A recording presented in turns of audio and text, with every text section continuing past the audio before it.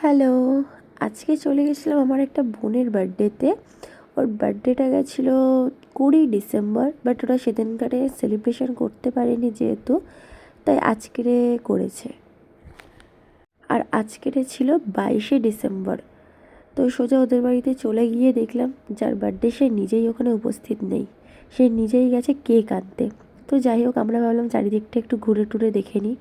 ঘুরতে ঘুরতে দেখি এদিকে তো আলুর দম প্রায় শেষের পথে, একদিকটা হয়েই গেছিলো আর একটা দিকে বসাচ্ছিল। যেহেতু অনেকটা আলুর দম ছিল আর জায়গা যেহেতু ছোট ছিল, তাই জন্য একটাতে ধরেনি। আর দেখো এখানে বার্থডে গার্ল নিজেই চলে এসছে, অনেকক্ষণ পর নিজেই কেক টেক নিয়ে এসে সবার জন্য টুপি ফুপি কিনে নিয়ে এসছে একটা করে।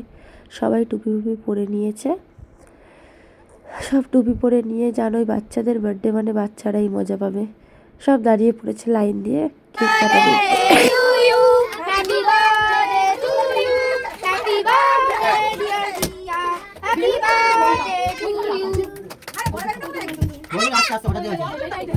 ওই তো দিয়া সাজালো তো।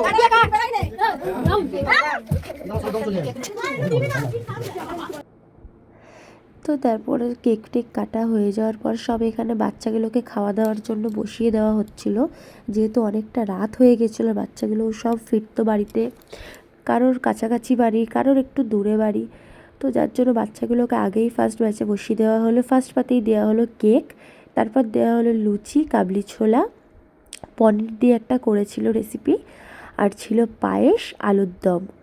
তো যাই হোক, কাবলি ছোলাটা হালকা একটু ঝাল হয়েছিল, যেহেতু ওরা বাচ্চা, ওদের মুখে একটু ঝাল লাগছিল। তারপরে ওরা খেয়ে দিয়ে চলে যাওয়ার পর আমরাও খেয়ে নিলাম যারা ছিলাম বড়রা। আমাদের যেহেতু বাড়ি আসার টাইম হয়ে গেছিলো, তো আমরা ওকে বললাম তুই গিফটগুলো খোল, আমরা দেখব। যার জন্য ওখানে বসে বসে গিফটগুলোকে খুলছিল।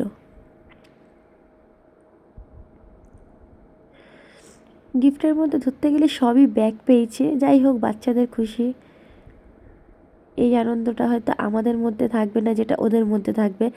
আর হ্যাঁ, একটা আনন্দ আমাদের সবার মধ্যে থাকবে, ছোট থেকে বড় কি, এই যে গিফট আনবক্সিং করার যে আনন্দটা, এটা কিন্তু সবার মধ্যেই থেকে থাকে। আমাদেরও ইচ্ছা হয় যে আমাদের গিফটে কী জিনিস আছে আমরা তাড়াতাড়ি করে খুলে দেখব। তো সেই আনন্দটা নিয়েই ও সব কটা গিফট খুলে খুলেও আমাদেরকেও দেখাচ্ছিল, নিজেও দেখছিল। হয়তো যেহেতু আমরা ছিলাম, আমাদের জন্য হয়তো ভালো করে দেখতে পাইনি, জাস্ট আমাদের ভিডিওর জন্য তাড়াতাড়ি করে খুলে রেখে দিয়েছে, পরে হয়তো ভালোভাবে দেখবে। আর ওর ছোটো ভাইটা ওর কোলেই বসে গেছে গিফট দেখার জন্য। যাই হোক, কফি মাগটা খুবই ভালো ছিল, সামনে থেকে খুব ভালো লাগছিলো, জানি না ক্যামেরাটা কতটা ভালো লাগছে। ও দেখাচ্ছিলো যে দেখো আমাকে এই ব্যাগটা আমার দিদা দিয়েছে। আর এটা ছিল একটা কালার পেন্সিল, যেটা জাস্ট ও বক্সটা দেখিয়েছে, পুরোটা খুলে দেখায়নি। যাই হোক, অনেকটাই রাত হয়ে গেছিলো, আমরা জাস্ট বললাম যেহেতু আবার কবে আসবো তার কোনো ঠিক নেই, একটু গিফটগুলো খুলে দেখা, আমরা দেখি। তার জন্য ও সব কিছু ছেড়ে দিয়ে আমাদেরকে গিফট খুলে দেখাতে শুরু করে দিয়েছিল।